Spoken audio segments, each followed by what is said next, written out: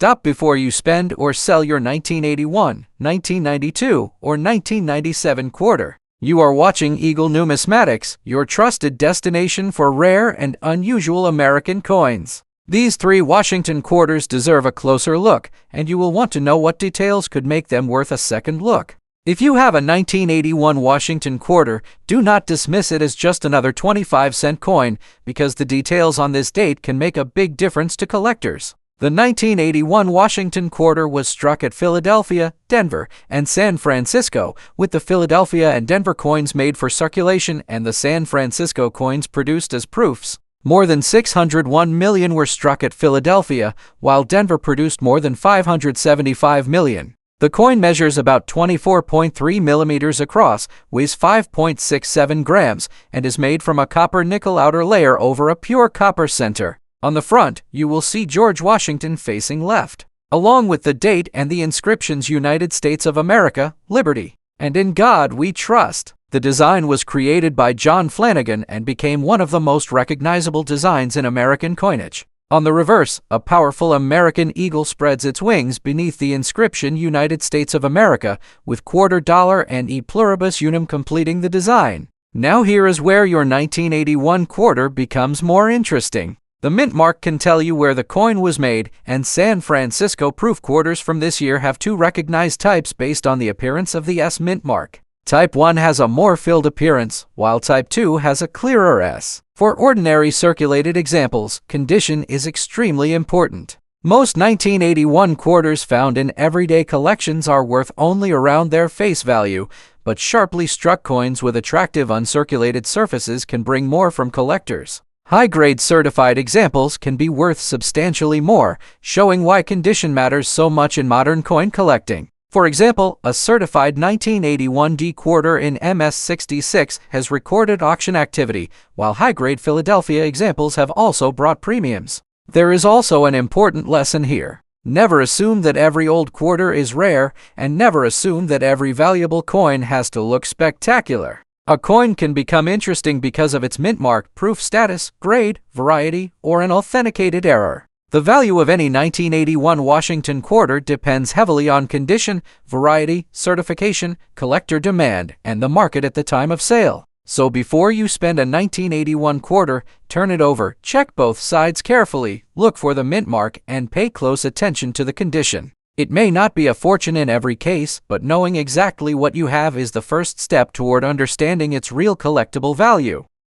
If you have a 1992 Washington quarter, take a closer look before you spend it, because this date has an interesting story and some examples can become much more desirable in high grades. The 1992 Washington quarter was struck at Philadelphia, Denver, and San Francisco, with Philadelphia producing about 384.8 million circulation coins and Denver producing about 389.8 million. San Francisco also produced regular clad proofs and a special silver proof version. The standard 1992 quarter is made with a copper-nickel outer layer over a pure copper center. It measures about 24.3 millimeters in diameter and weighs about 5.67 grams. The design is the familiar Washington quarter created by John Flanagan, showing George Washington on the obverse and an American eagle on the reverse. The edge is reeded, just as you would expect from a Washington quarter of this era, but there is one especially interesting detail about 1992. The United States Mint produced both clad and silver-proof Washington quarters at San Francisco that year.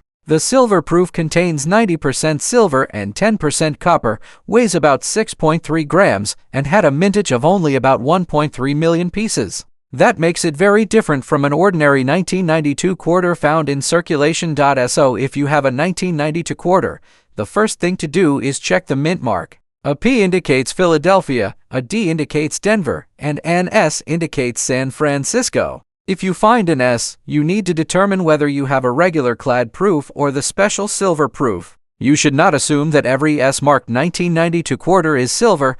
The Philadelphia issue is particularly interesting in high grades. PCGs notes that most examples show noticeable marks and imperfections, especially around Washington's portrait. Because of this, truly high-grade examples can be much harder to find than the large mintage might suggest. PCGs records a 1992 P quarter graded MS66 selling for $185 at auction. while the recorded auction record for an MS-67 reached more than $760. These are examples of certified high-grade coins, not typical circulated quarters. The Denver issue can also become interesting when the grade is exceptionally high. PCGs lists a mintage of 389,777,107 for the 1992D quarter, and a certified MS-67 example has a recorded auction price of $1,763. Again, that does not mean an ordinary 1992D quarter is worth anywhere near that amount.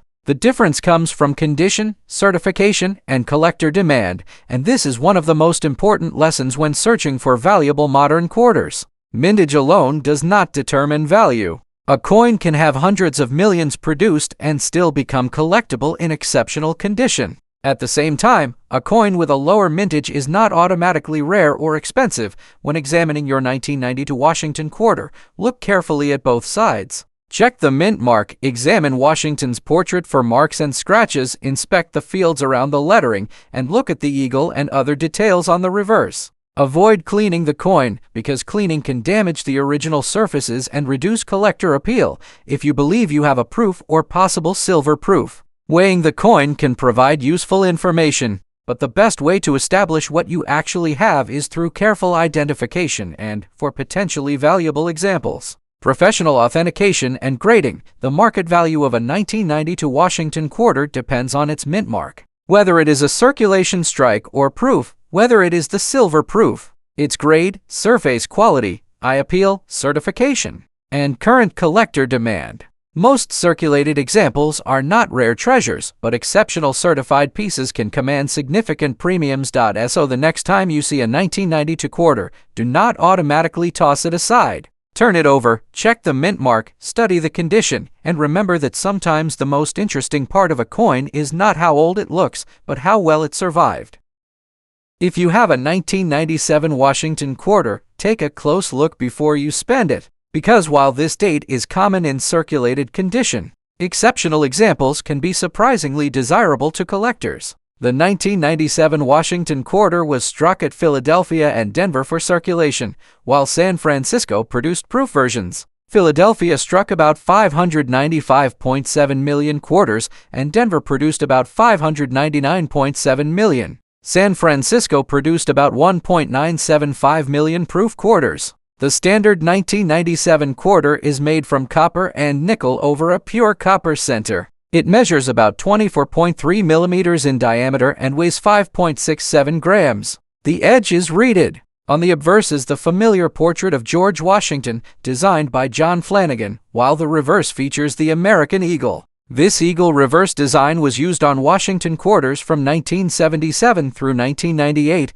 just before the famous state quarters program began in 1999. The first thing to check on a 1997 quarter is the mint mark. Philadelphia coins have no mint mark, while Denver coins carry a D. San Francisco proof coins carry an S. That small detail can help identify exactly which version you have. Now here is where the 1997 Washington quarter becomes especially interesting. The Philadelphia issue had a huge mintage, but PCGs reports that examples in grades of MS-65 and below are abundant. Once you move into MS-66, the coin becomes scarce, and at MS-67 it becomes very scarce. PCGs estimates that fewer than 100 examples may be known in that grade, with none recorded finer in its cited assessment. That difference between an ordinary coin and an exceptional coin is extremely important. A worn 1997 quarter found in circulation is generally worth only its face value, but a superb example with brilliant original surfaces, strong strike quality,